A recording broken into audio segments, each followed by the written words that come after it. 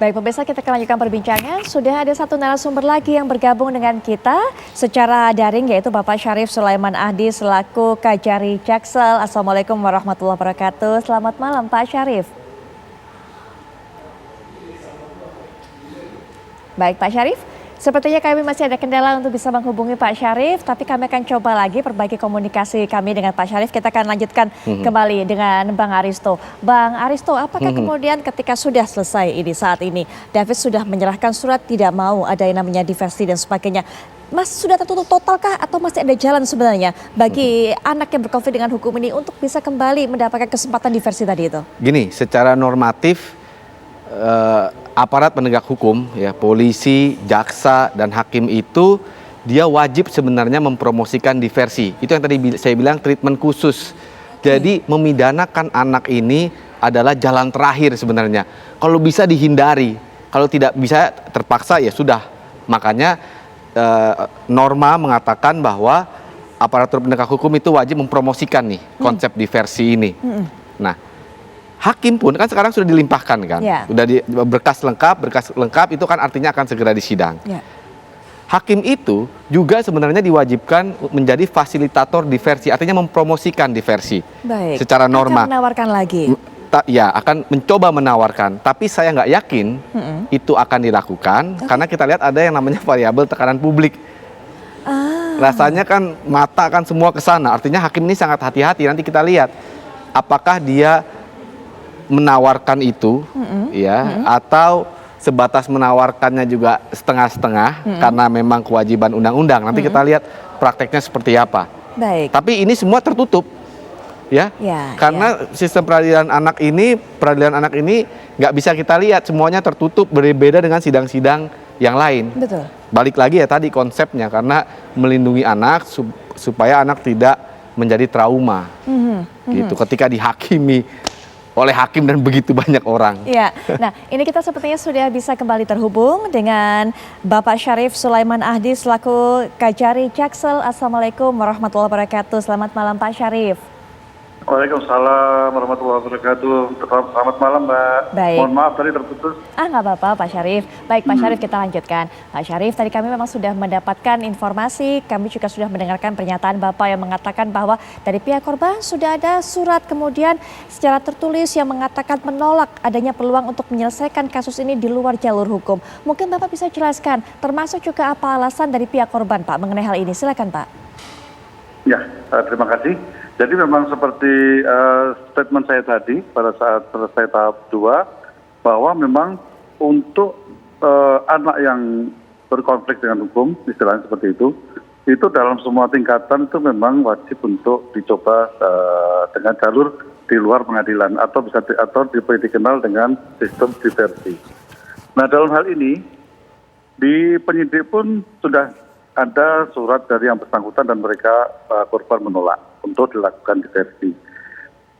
Di penuntut umum pun kami sudah menerima surat langsung, jadi menyatakan bahwa pihak korban menyatakan menolak untuk menyelesaikan perkara ini di luar jalur persidangan. Sehingga dan demikian maka kami sebagai JPU akan melanjutkan ini ke tahap berikutnya, yaitu melimpahkan ke pengadilan. Nanti di pengadilan pun itu sesuai aturannya hakim akan menawarkan jalur di luar pengadilan atau yang dikenal dengan diversi itu juga. Namun itu semua akan berulang kepada pihak korban atau keluarga korban apakah menerima atau tidak. Karena memang untuk anak ini peradilannya sangat spesial karena juga melindungi pihak dari anak yang berkonflik dengan hukum itu. Seperti itu Mbak. Baik, Pak Syarif, peradilannya sangat spesial. Ada hal-hal spesial juga seperti yang harus dipersiapkan Pak. Mungkin bisa dijelaskan Pak mengenai hal ini. Ya betul seperti itu. Seperti jaksa yang kami tunjuk adalah jaksa yang sudah mempunyai sertifikasi sebagai jaksa yang menangani perkara anak yang berhadapan dengan hukum. Seperti itu. Kemudian nanti sidangnya akan tertutup. Dan semua atribut juga ditanggalkan. Jadi kami tidak menggunakan toga, hakim juga tidak menggunakan toga, pengacara juga tidak menggunakan toga. Itulah mungkin spesialnya. Kemudian juga jangka waktu penahanannya sangat-sangat cepat. Kemudian masalah hukumannya juga maksimal adalah setengah dari orang dewasa. Seperti itu, Mbak. Spesial.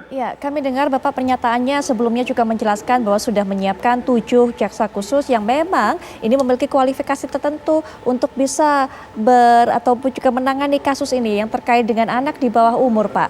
Mungkin bisa dijelaskan juga, Pak, mengenai ini kualifikasi apa saja yang harus dimiliki oleh para jaksa yang kompeten untuk bisa berkasus ataupun juga menangani kasus anak di bawah umur ini, Pak. Ya, memang kalau jaksa itu ada beberapa kualifikasinya, termasuk ada beberapa jaksa yang memang disiapkan untuk menangani anak yang berhadapan dengan hukum. Ya, seperti anak yang berkonflik dengan hukum ini.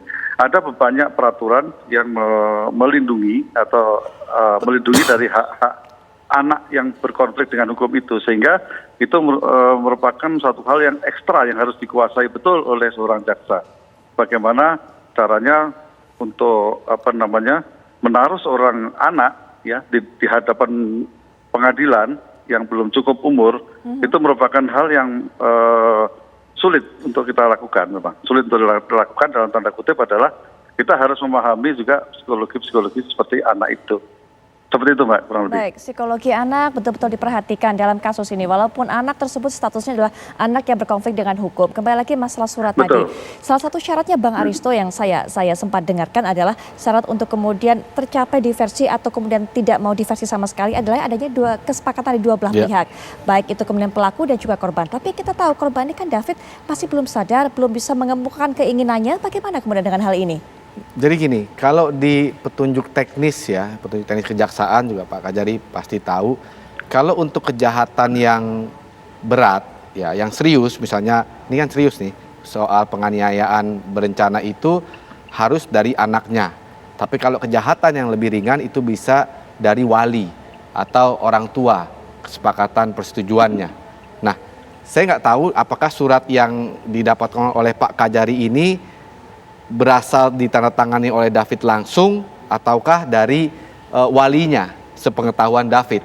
Tapi seharusnya memang sudah sesuai persetujuannya David, karena ini perbuatannya yang didakwakan ini ya adalah kejahatan yang tidak ringan. Karena ancaman hukumannya kan ada 4, 8 atau 12 tahun.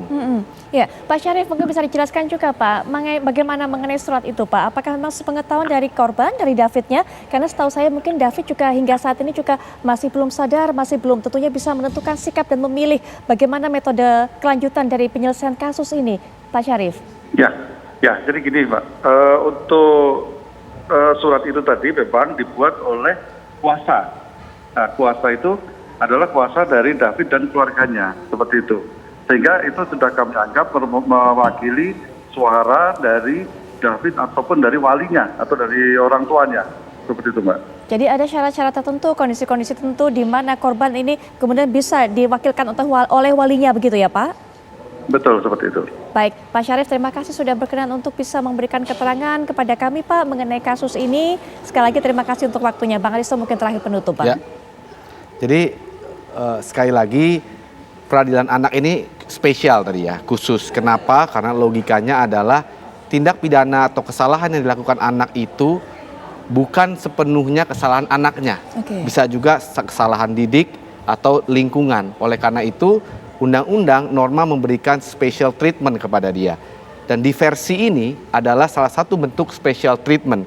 Dan itu adalah salah satu bentuk konkret dari paradigma besar yang namanya restoratif justice. Nah, tadi kita lihat setiap aparat penegak hukum nanti hakim juga akan menawarkan itu. Tapi bagaimana implementasinya saya meragukan. Kenapa? Karena sudah ada yang namanya variabel tekanan publik.